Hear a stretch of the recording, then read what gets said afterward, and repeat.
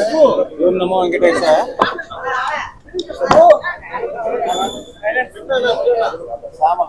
నిన్న దురదృష్టవశాత్తు జరిగిన సంఘటనలో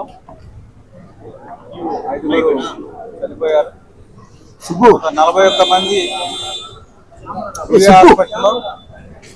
హాస్పిటల్లో ఇంజురీస్ అడ్మిట్ అయ్యారు. వాళ్ళలో ఇప్పటికే 20 మంది దాకా వారిని డిశ్చార్జ్ చేయడం జరిగింది.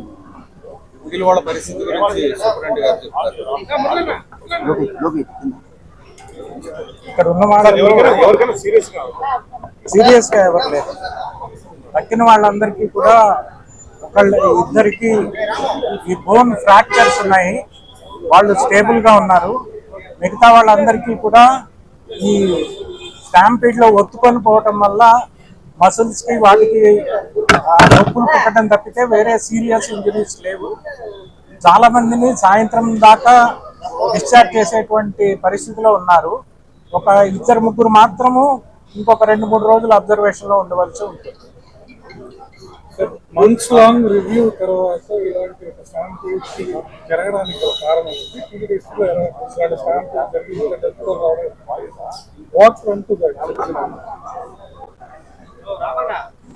ప్లానింగ్ అంతా కరెక్ట్ గా ఉంది. అక్కడ జరిగిన ఒక డిఎస్పీ దాన్ని గేట్ని తెచ్చి ఉంచేటప్పుడు తీసుకోవాల్సిన ప్రికాషన్స్ తీసుకోకపోవడం వల్ల జరిగినట్టుగా అనిపిస్తుంది. మరి ఇవన్నీ డీటెయిల్ ఎంక్వైరీ చేస్తే కానీ తెలియదు.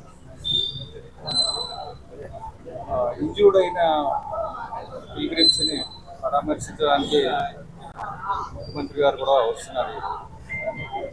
సీఎం గారు